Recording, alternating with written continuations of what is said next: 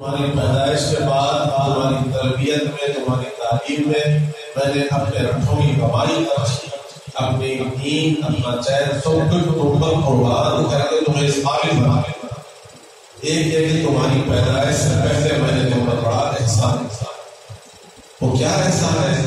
اولاد جب سوال کرا تو کہا کہ میں نے صرف حسن و جمال دے کر نکاح نہیں کیا، بلکہ تمہارے لیے ایک دیندار ماں کو تلاش کیا، دیندار ماں کو تلاش کیا، بڑا احسان کیا۔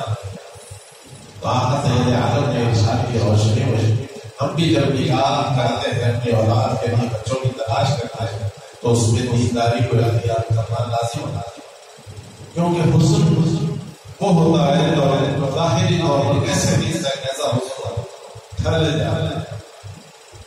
دولت ایک ایسا سفر ہے، ایک ایسی گاڑی ہے جو جس میں کوئی پہیے بظاہر نظر نہیں آتے، لیکن میں سمجھتا ہوں کہ سب سے تیز رفتار چلنے والی گاڑی کا نام دولت ہے۔ جو پیسہ آج ہمارے پاس ہے، دولت کسی کے پاس ہے، جو صبح میں نوٹ ہمارے جیب میں رہتی ہے اور شام میں کسی اور کے پاس چلے جاتے ہیں، پیسہ روکتا نہیں، کسی کا بھی نہیں ہوتا۔ ویسے ہی حسب نسب کو اللہ نے کاٹ دیا۔ اللہ عزوجل نے حسب نسب پر جو فخر کرنا ہے، عصبیت جسے کہتے ہیں، ہم فلاں بن فلاں بن فلاں، اللہ نے اس مسئلے کو کاٹا، اس مزاج کو توڑا ہے اور توڑ کر فرمایا کہ نہیں، یا ایھا الناس انا خلقناکم من ذکر و انثی وجعلناکم شعوبا وقبائل لتعارفوا ان اکرمکم عند اللہ۔ تمہیں ایک مرد ایک عورت سے پیدا کیا گیا ہے، تمہیں خاندانوں میں قبیلوں میں اس لیے بانٹا گیا ہے تاکہ تم ایک دوسرے کا تعارف ہو، پہچان ہو، ایک دوسرے کی مدد کر سکے۔ اللہ کے نزدیک یہ خاندان، یہ قبیلے کا کوئی درجہ، کوئی حیثیت نہیں، اللہ کے نزدیک اسی کا درجہ ہے، اسی کا مقام ہے، اسی کا رتبہ ہے جو اللہ سے ڈرنے والا دل رکھے گا، جو اس دل میں اللہ کا خوف و خشیت ہو، وہی دل۔ ان اکرمکم عند اللہ اتقاکم، اتقیاء کا مقام ہے اللہ کے نزدیک، اللہ سے ڈرنے والوں کا مقام اللہ کے نزدیک ہے۔ اکرام والے وہی لوگ ہیں جو اللہ سے ڈرنے والے ہیں۔ ظاہری معاملات کچھ بھی ہو، کوئی بھی کرے، کچھ بھی سمجھے، یہ چیزوں سے کچھ ہونے والا نہیں، ان معاملات پر کوئی اثر نہیں ہے۔ آپ کچھ بھی کہہ لیں کہ بھائی فلاں فلاں نہیں دوست نہیں ہے، ان چیزوں پر عصبیت ہمارے اندر نہیں ہونی چاہیے، عصبیت کا مزاج ہمارے اندر سے ختم ہونی چاہیے کہ ہم ایسے، ہمارے ابا ایسے، ابا کے ابا ایسے، اس سے کچھ ہونے والا نہیں ہوتا۔ آدمی کا عمل دیکھا جاتا ہے، آدمی کا کردار دیکھا جاتا ہے کہ آدمی کا عمل کیسا ہے، اللہ سے ڈرنے والا دل رکھتا ہے یا نہیں رکھتا ہے، رسول پاک صلی اللہ علیہ وسلم کی سنت پر عمل کرتا ہے یا نہیں کرتا۔ آقا سید عالم صلی اللہ علیہ وسلم کے سنتوں کا قاتل تو کہیں نہیں بن بیٹھا، جانے انجانے میں رسول پاک صلی اللہ علیہ وسلم کی سنتوں کا قتل تو ہم سے نہیں ہو رہا۔ ایک آج آپ دیکھتے ہیں بڑی زور و شور کے ساتھ یہ موجودہ جو حکومتیں رہی کہ شریعت میں مداخلت، شریعت کا مداخلت کے ساتھ ہی ہر مسلمان بڑا جوشیلا ہو کر میدانوں میں نکل آتا ہے کہ شریعت کا تحفظ ہونا چاہیے، شریعت کا تحفظ ہونا چاہیے۔ انہوں نے مداخلت کی بات کی، لیکن ہمارا کیا حال ہے کہ ہم ہر روز ایک مداخلت ہے، ایک مخالفت ہے، مداخلت کی بات کرنے پر آپ کو اتنا پیش آیا اور آپ ہر لمحہ میرے آقا سید عالم صلی اللہ علیہ وسلم کی شریعت کی، ان کی سنتوں کی مخالفت کرتے ہیں۔ کہیں ہم کو اس چیز کا احساس ہے، جانے انجانے میں آپ سے ہو رہا۔ ہماری زندگیوں کا معاملہ یہ ہے کہ ہمارے لیے اگر کوئی نمونے تیار ہے، اگر کوئی اتباع کے لائق ہے تو وہ رسول پاک صلی اللہ علیہ وسلم کی ذات مطہرہ ہے۔ ان کی سنتوں کو زندہ کرنا ہماری زندگی کا عین مقصد ہونا چاہیے۔ نکاح جیسے مقدس موقعوں پر بھی میں اکثر بات نہیں کرتا، اس لیے کہ اگر میں کچھ کہتا ہوں تو قریب ایک سال ناراض ہو جائیں گے، کیونکہ وہ لڑکے کے والد ہیں، ہر لڑکے کا معاملہ یہ ہوتا ہے کہ خاندان قبیلے کے لوگ جمع ہوتے ہیں. نکاح کے موقع پر اگر ہم کوئی رسول اللہ کی سنت کی بات کرتے ہیں, رسول پاک سید عالم کی شریعت کا پیغام دیتے ہیں, تو اہل محفل ناراض ہو جاتے ہیں. اور اگر ہم اپنی زبان کو تالا ڈال کر خاموش بیٹھ جاتے ہیں تو ہم اپنے ضمیر مجرم کہہ سکتے ہیں کہ تمہاری نظروں کے سامنے ہو رہا تھا اور تم خاموش نمائشائی بنے بیٹھے. اس لیے مناسب یہ ہوتا ہے کہ کوئی سمجھے یا نہ سمجھے, آئے کھڑے ہو اور عربی میں وہ سارے رسول اللہ تبارک و تعالیٰ کی آیات اور رسول اللہ کی احادیث سنا دیں اور دعائیں کلمات پڑھ دیں اور چلے جائیں. یہ تھوڑا آسان طریقہ ہے, لیکن نہیں. آج خود نوشا کے والد نے کہا کہ آپ اردو میں بھی بات کریں, ہماری مادری زبان میں ہم جو کچھ خطاب کریں. اس لیے میں آپ سے گفتگو کر رہا ہوں, لیکن میرا مزاج بھی ہے ذرا مزاج میں عجیب معاملات ہیں جو بولتے ہیں, جو موقع ہے اس سے متعلق جو بات ہے کھری کھری بولنے کا عادت ہے. اس میں بڑی مجھے بھی تکلیف ہوتی ہے کہ بعد میں شرمندگی میں آج نہیں ملا سر ہوا ایک سال کیا بول رہے تھے, آپ کیا گفتگو کر رہے تھے.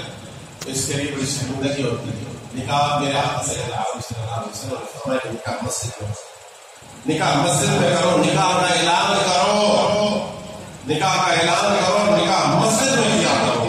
الحمدللہ کچھ سالوں سے یہ رواج پڑ رہا ہے کہ لوگ اپنی اولاد کی نکاح مسجد میں کر رہے ہیں, اور خصوص بے برادران کی اولادوں کا نکاح تو الحمدللہ میں جب سے دیکھ رہا ہوں مساجد میں ہی ہو رہا ہے. بہت بڑی اچھی.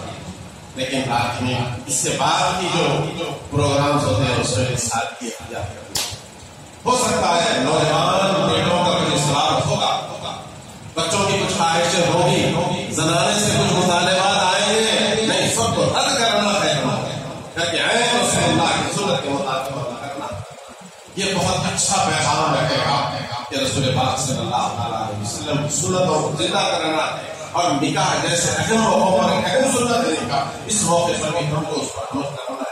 اور شادی میں بھی آسانی پیدا کرنی ہے, ولیمہ بھی بڑا ہلکا پھلکا کرنا ہے. لوگ کہتے ہیں کہ کھانا کھلانے پر اتنے قسم کے امام صاحب اللہ کہنا چاہیے مصروی صاحب. تو برادران عزیز کے سارے کچھ معاملات ہوتے ہیں, لیکن ہم کو چاہیے کہ ہم کھانا کھلانا تو اچھی بات ہے, اللہ کے بندوں کو عمدہ سے عمدہ کھانا کھلانا چاہیے. کھانا کھلانے میں کوئی حرج نہیں ہے, کھانا کھلانے میں کوئی حرج نہیں, لیکن اس سے ہٹ کر جو ڈیکوریشن کے نام پر ہمارے پاس لاکھوں روپیہ خرچ کیا جا رہا ہے, اس سے ہمیں اجتناب کرنا. روشن سے متعلق کچھ باتیں عرض کروں گا کہ ہم کسی کی بچی کو گھر لا رہے ہیں. سنو میرے آقا سید عالم کیا کہتے ہیں. آقا سید عالم کہتے ہیں کہ اگر بیوی کی تمہیں کوئی بات بری معلوم ہو, بیوی کی کوئی بات بری معلوم ہو تو اس کی اچھی باتوں کو یاد کر کر اس سے عفو درگزر سے کام لینا چاہیے, اس کو معاف کرنا چاہیے. کہ ان کی کچھ انسان ہے, انسان کی کچھ عادتیں اچھی معلوم ہوتی ہیں, کچھ عادتوں سے ہم ناراض ہوتے ہیں. تو اللہ کے رسول صلی اللہ علیہ وسلم کیا فرماتے ہیں کہ اگر بیوی کی کوئی بات بری معلوم ہو تو اس کی اچھی بات کو یاد کر لے اور اس کے ساتھ احسان کا معنی.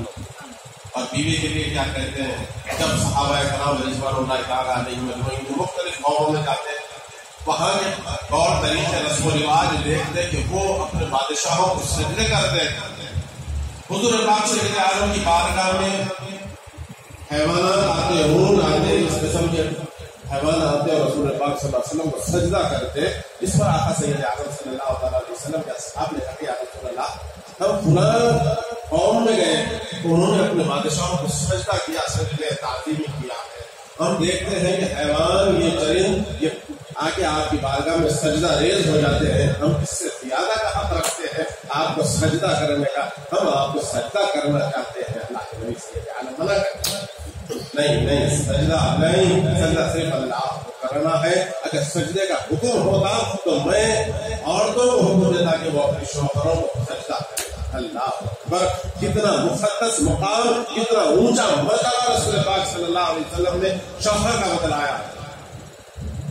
وہ زمین پر وقت کے نبی کو بھی سجدے کی اجازت نہیں ہے. اگر سجدے کی اجازت ہے تو صرف بیوی کو اجازت دی جاتی کہ وہ اپنے شوہر کو سجدہ کرتے. ارے بیوی کے لیے اتنا مقدس ایسا معاملہ گھر ہی میں ہے کہ بیوی اگر شوہر کو پیر دباتی ہے اس کے کہنے پر تو اللہ کے رسول صلی اللہ علیہ وسلم کی حدیث ہے کہ چاندی کے برابر اس کو اس کو جب انہیں پیر کو دباتی ہے تو اللہ تبارک و تعالیٰ اس کو کئی کلو چاندی, مجھے اس وقت وہ صحیح روایت یا صحیح فکر یاد نہیں آ رہا کہ کتنی چاندی, اور بغیر بولے کہ اس کے پیر دباتی تو سونے میں تول دیا جائے گا اس کے نیک اعمال اتنے اللہ تبارک و تعالیٰ عطا فرمائے گا.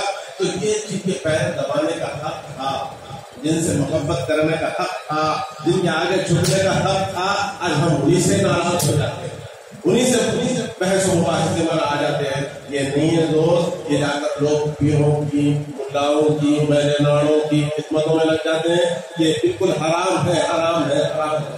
اگر خدمت کرنا ہے, محبت کرنا ہے, عقیدت رکھنا ہے تو اپنے شوہروں سے رکھنا ہے. یہ تمہارے لیے اس جہاں میں بھی کامیابی ہے, اس جہاں میں بھی کامیابی ہوتا ہے. برادران عزیز, نوشہ سے متعلق یہ ہے کہ آپ کسی کی بچی کو گھر لا رہے ہیں تو ہمیں چاہیے کہ وہ, کیونکہ اللہ کے نبی صلی اللہ علیہ وسلم نے فرمایا کہ تمہارے 3 باپ ہوں. آج تک آپ کے والد کا نام مکریم تھا, لیکن اللہ کے رسول صلی اللہ علیہ وسلم فرماتے ہیں کہ تمہارے 3 باپ ہیں جن کے خطرے سے تم پیدا ہوئے, وہ تمہارا باپ ہے. جو تمہارے جوڑوں کا باپ ہوگا وہ تمہارا باپ ہے, اور جو تمہیں تعلیم دے گا تمہارا استاد ہوگا. اس کے اندر شارحین حدیث نے کہا کہ وہ تعلیم جو اسلام سے متعلق ہو, دین سے متعلق ہو, خدا کی معرفت سے متعلق ہو, نبی پاک صلی اللہ علیہ وسلم کی معرفت سے متعلق ہو, وہ تمہارا باپ ہوگا, باپ کے درجے میں ہوگا. تو ہم یہ 2 خاندانوں کا ایسا ملن ہے, صرف ایک میاں بیوی کا معاملہ نہیں ہوتا, 2 خاندانوں کا ملن ہوتا ہے. اس کے اندر ایک دوسرے سے بہت قریب سے رہنا چاہیے, ایک دوسرے کے ساتھ محبتیں کرنا چاہیے. اور بچیوں کے لیے, بچیوں کے سرپرست اگر یہاں بیٹھے ہیں, ہر باپ کو میں کہوں گا, مشورہ دوں گا کہ آپ اپنی بیٹی کو ایسا پیغام دے, بچپن سے اس کا ذہن ایسا بنائے, اس کو پڑھائے, اس کو دکھائے, اس کو سمجھائے. اور سب سے بڑی چیز ہے تربیت, کہ اس کو ایسی تربیت دے کہ بیٹا تو جس گھر میں جا رہی ہے خاندانوں کو توڑنے کے لیے نہیں جا رہی ہے, خاندانوں کو جوڑنے کے لیے جا رہی ہے, خاندانوں کو ملانے کے لیے جا رہی ہے, نسل کو بڑا پھیلانے کے لیے جا رہی ہے. تو جاؤ جس گھروں میں تو شوہر کو اکثر حالانکہ میں قابل نہیں ہوں, لیکن اکثر شادی سے پہلے بچیوں کو لوگ اپنی بچیوں کو لاتے ہیں, کیا دعا کرتے ہیں, بھائی تم جیسا گنہگار بندہ کیا دعا کرے گا ان کے لیے. لیکن ایک بات ضرور کہتا ہوں کہ بیٹے شوہر کو تم اپنا بنا لو یا تم شوہر کے بن جاؤ.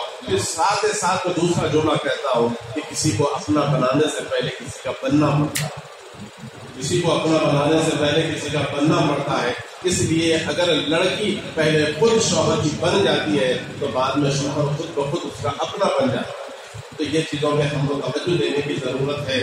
خاندانوں میں, قبیلوں میں محبتیں پیدا کرنے کی ضرورت ہے. چھوٹی چھوٹی شادی کے موقع میں چھوٹی چھوٹی باتیں رہتی ہے, اس میں ناراضگی کا مسئلہ نہیں ہوتا ہے. محبتوں کے ساتھ بغلگیر ہونے کی ضرورت ہوتی ہے. آگے ایک دوسرے کے اندر عفو درگزر کا جذبہ رکھنا چاہیے. کتنی ہی ناراضگی ہو ایک دن ختم ہونی ہے, کتنی ہی ناراضگی ہو ایک دن ختم ہونی ہے, تو کیوں آپ ختم کر لی جائے. اس انداز سے ہم اگر زندگی جینے کا انداز رکھ لیں تو انشاءاللہ تعالیٰ میں سمجھتا ہوں بہت کامیاب اور کامران رہتے ہیں. اب وہ کلمات جو مسنون نے پڑھ دیتا ہوں. الحمدللہ الذی نحمده ونستعینه